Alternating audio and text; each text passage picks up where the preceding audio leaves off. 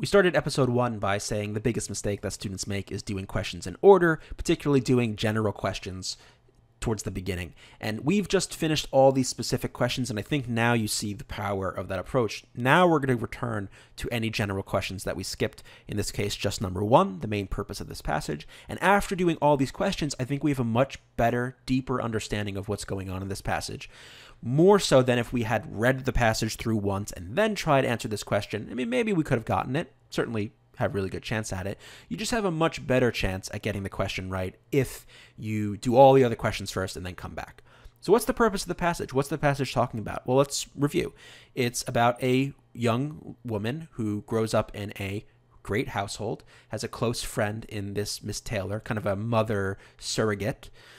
And unfortunately for Emma, Miss Taylor gets married, so has to move away. So she spends time thinking about how much she's going to miss Miss Taylor. Right, that is the basic gist. Let's see. The main purpose of the passage is to describe a main character and a significant change in her life. Well, it is describing Emma, right? That's the first part. And the significant change is the moving away of Miss Taylor. So that looks pretty good. Provide an overview of a family and a nearby neighbor. We get somewhat of an overview of the family. We do hear about Emma. We do hear about the father a bit, the governess. We don't really hear about her sister, and I don't know if there's any other members of the family. And certainly we don't get an overview of a nearby neighbor. I think we're trying to say that later she would be, Miss Weston or Miss Taylor would be close enough to be a neighbor, I guess. But there's just certainly not an overview of a nearby neighbor, so we can get rid of B. Discuss some regrettable personality flaws in a main character. Be very careful. They do mention that we saw in one of the previous questions that she's self-satisfied. She thinks a little bit too well of herself, and she does what she wants.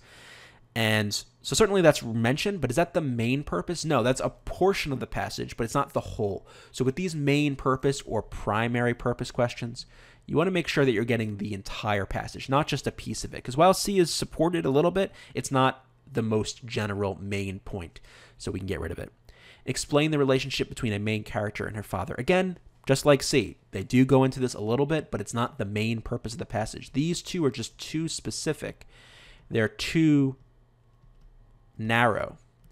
We want the more general choice that encompasses the entire passage. So for that reason, choice A is our answer.